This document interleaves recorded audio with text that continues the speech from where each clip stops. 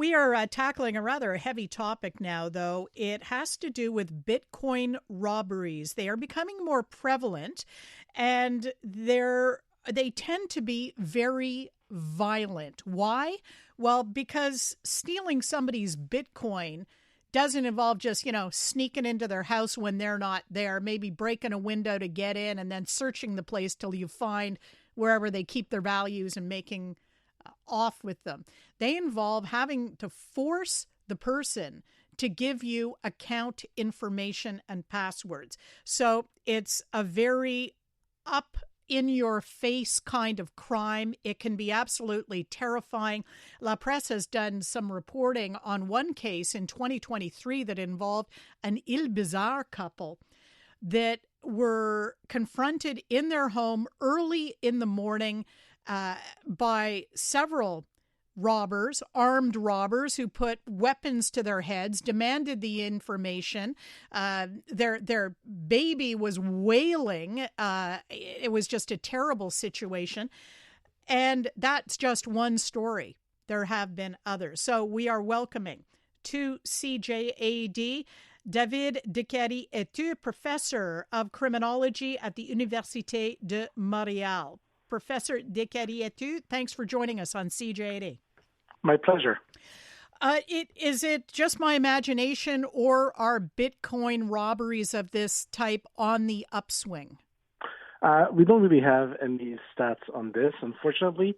It doesn't seem like it's something that's happening every single day. But when they do happen, as you've just described, they do draw the attention of the press, and they are quite spectacular, unfortunately.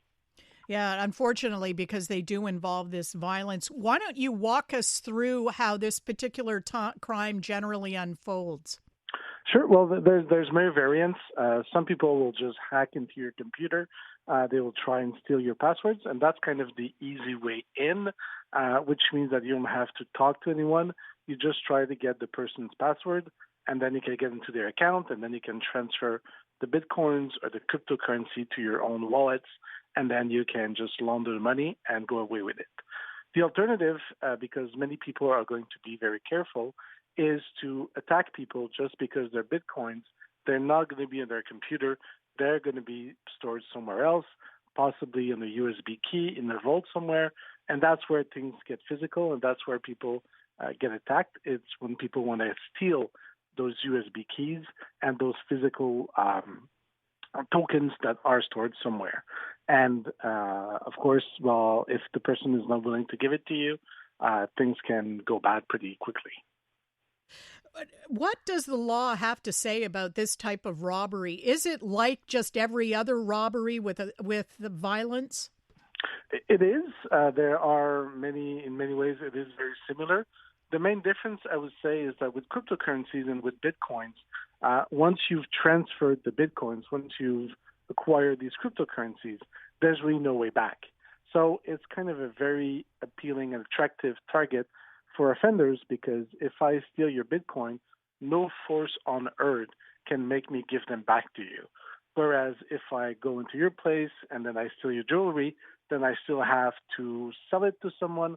I have to get my money somehow. I have to launder it. So it's a lot more complicated, and this is why perhaps these Bitcoin thefts have been making the news, just because, well, they're very attractive for offenders.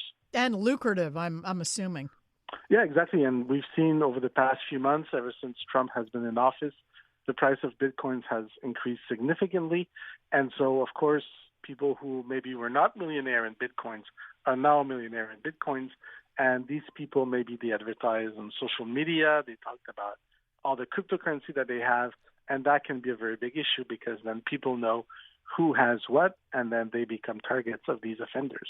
Yeah, one of our texters is saying, just a word of advice. I can't believe how many people I hear openly talking about how much Bitcoin they have at office parties and dinner parties. Yeah. Oh, and people like to brag. People like to think about and talk about how smart they are because they invested when Bitcoins were, like $20,000 each. So that is a very big problem.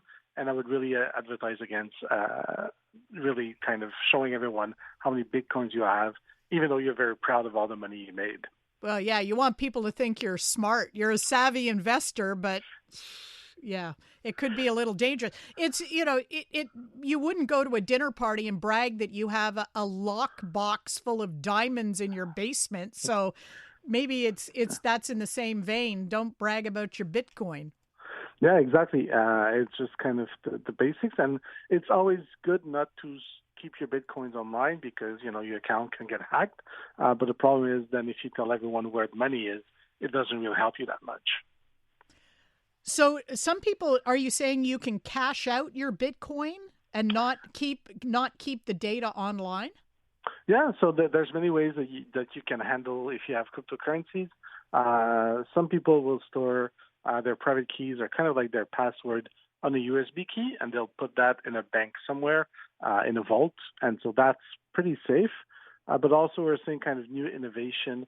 So basically, you can just memorize a series of words, and whenever you need to make a transfer, for example, you open whatever book you like, Moby Dick or whatever, and then the first words of the novel are going to be the passwords that you can use to log into your account. So there's many ways that you can kind of protect your Bitcoins. Some of them involve putting a USB key in a secure location or hiding it in your home, or even just remembering a bunch of words, which will unlock your account. And so there's many ways of being secure, but there's very few ways of staying secure if someone knows that you have millions of dollars and they really want to get to it. Yeah, I guess if you've got a gun to your head, you're going to cough up where you've hidden your key. Yeah, exactly. In your house, exactly. even if you've put it in a vault or something, or if somebody is threatening your baby. Yeah, and people who have a lot of Bitcoins very often don't have much security, so they're not thinking about private security guards. And even if you have $2 or $3 million, you're probably not going to have 24/7 security in your house. So that can become quite dicey if people target you.